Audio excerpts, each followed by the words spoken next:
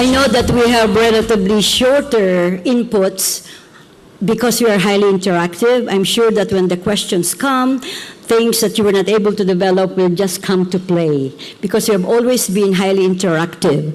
So we are very privileged to have with us our ambassadress of goodwill.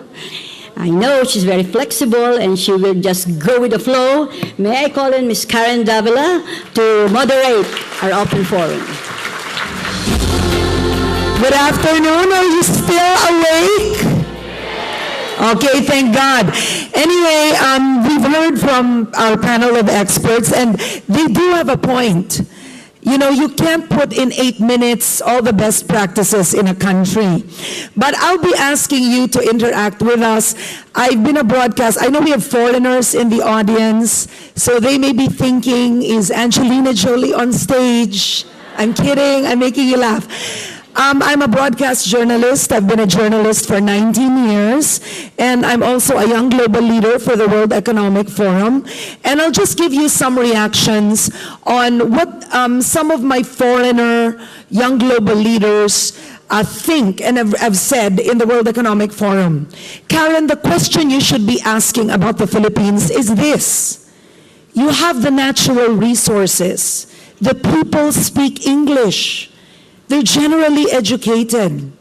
Why aren't you a first world country in Asia? That has baffled me for so long. We have many Asian neighbors, and they've said it. Singapore, that does not have natural resources, relatively a small country. In fact, when you ask who's a Singaporean, you'd have to ask their ethnicity. Your parents are from where? Chinese and Indian, so and so. And yet, you have Singapore being what it is today.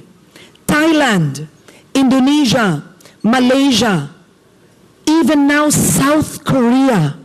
And I remember just many years back when I was traveling as a journalist, South Korea was not even Wi-Fi as a nation. Now every single street in South Korea is Wi-Fi. Taiwan alone, wherein we have an issue with a one China policy. Every single person I've spoken to, have you been to Kaohsiung recently, Karen? Have you been to Taiwan recently? You can do this, you can do that. And I was listening to many of the observations, and they're correct. To summarize, many things are important to making a country a major tourist destination. You have policies. They've done it clearly. What are the policies of the country that make it conducive to actually invite tourists in the country? Infrastructure. They've said it. Go to Boracay, it's hard to get to the road, so and so, this and that. The other one, Singapore, targeted marketing. They do basically 4 things: sightseeing, shopping. You said the other 2? What was that? Entertainment. Sex not included, no, not in Singapore. And then there's something else. Food, okay? Now listening to all of this, they are right. But I think, in my humble opinion, as a broadcast journalist, living and loving this country, you know the main problem in the Philippines, why we haven't, considering, as they say, the beaches are so wide, the people are great, because the Philippines does not take tourism seriously as an income-generating mechanism. What it does is it takes OFW labor seriously, BPO seriously. But if you ask, do they think tourism will really make the country's economy better? Yes, they're going to say, yes, it will help. But they don't really believe it as the frontier in the Philippines. That's really it.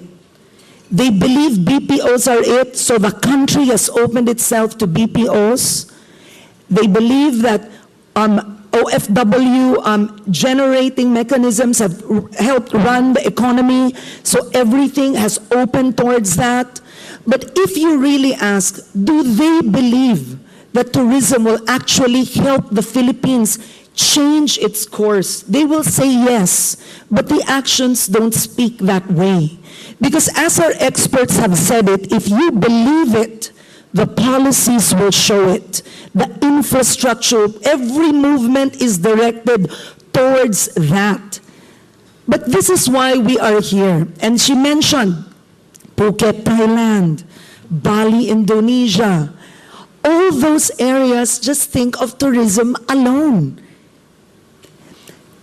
A few weeks ago, the biggest thing in the news is the Philippines is back in business because we do have a 7.8, I think was it a quarter growth? Was it the third or second? And that is the best news we've heard, I think, at least in the last few years. It's true. But there was an economist I interviewed who said, it's not sustainable. Yes, it's amazing to hear, but you can't sustain it because it's in real estate, it's in BPOs, it's in services. So far, manufacturing hasn't grown, agriculture hasn't grown. There are many other factors. How do you sustain it?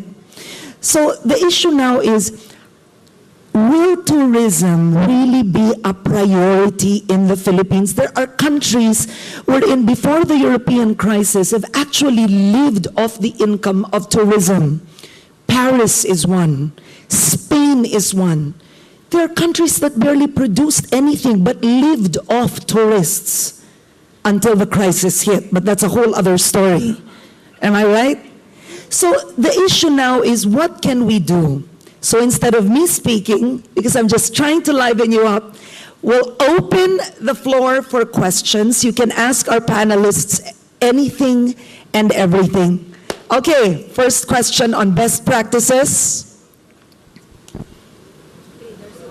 Okay.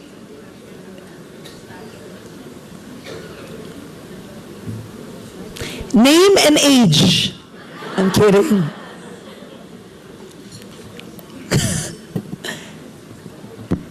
Yeah, I'm not the expert, it's them. I'm just moderating.